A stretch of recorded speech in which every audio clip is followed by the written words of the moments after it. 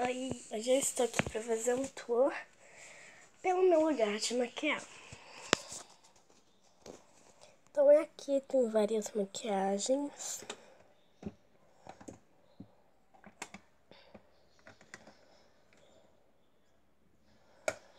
Aqui tem uma sombra, um glitter para pôr no olho, de uma purpurina, pó compacto. Aqui ficam meus pincéis, aqui meus brincos pequenos, o protetor solar.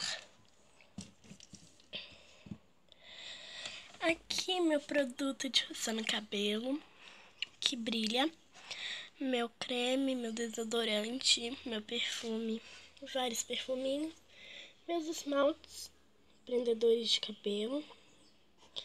E aqui fica algumas gominhas.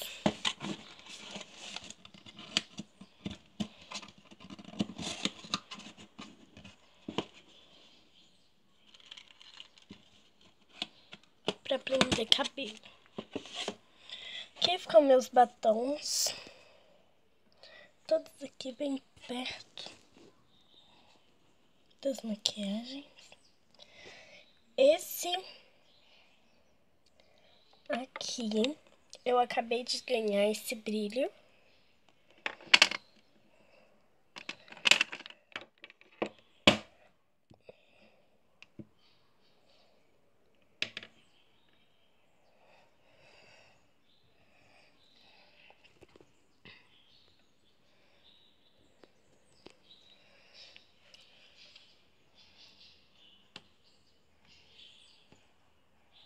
Então, gente, esse foi o vídeo de hoje. Beijos rebeldes para todos vocês e tchau. Se inscrevam no meu canal.